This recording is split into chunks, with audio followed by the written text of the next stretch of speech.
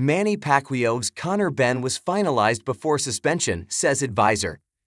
Gibbons spoke to Betway and was adamant Manny Pacquiao will become a world champion at the age of 47, while also admitting that a fight against Conor Benn was finalized before he faced a suspension. Q. Will Manny fight again in 2025? SG. Manny wants to return in December, keep his momentum, and his brand is as hot as it's ever been. It's a shame because the draw against Mario Barrios cost him sponsors, endorsements, and those 3 judges couldn't see what millions of people could. After 6 rounds, I was pinching myself, saying, is this real? Is he going to do it? I thought it was either going to be amazing or a car wreck, and the Manny Pacquiao I was watching in the gym. This isn't a vintage Pacquiao by any means, but like I said, 70% is better than 110% of these other guys. It shows his greatness in the sport. Like Michael Jordan, these guys can still perform in their 40s because they were so incredible in their 20s and 30s. Q. Have you spoken to Turki Alalshik about any possible fights for Manny during Riyadh season? SG. I was in Saudi Arabia at His Excellency's house, and there were fighters there whom Manny Pacquiao had fought and beaten, including Oscar de la Hoya. Ricky Hatton was also there, as well as others. It was wild. Manny is shadowboxing and looking for fights, while the others were all retired and enjoying themselves, which is great for them. But there's nothing like being around Manny Pacquiao.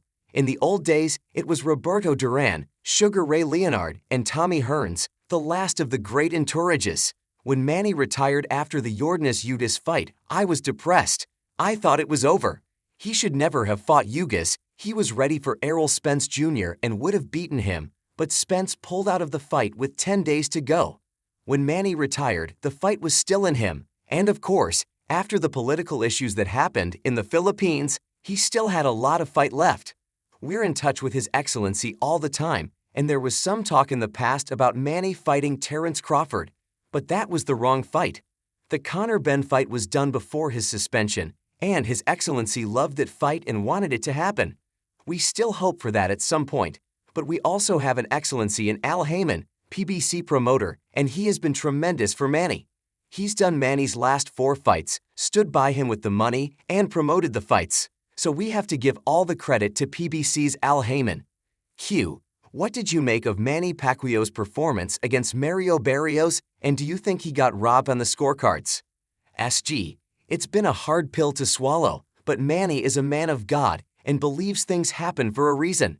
There's a reason behind it, and we can't change the result, so all we can do is take another shot at history and remain open to fighting in December.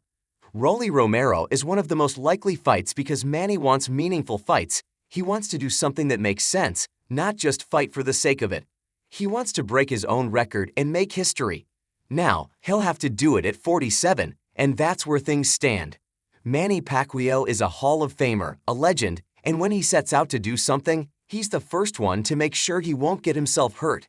Unless you know Manny Pacquiao, people making comments and attacking him about making a comeback at 46 and criticizing the WBC and Mauricio Suleiman for ranking him at number 5 should be laughing at themselves.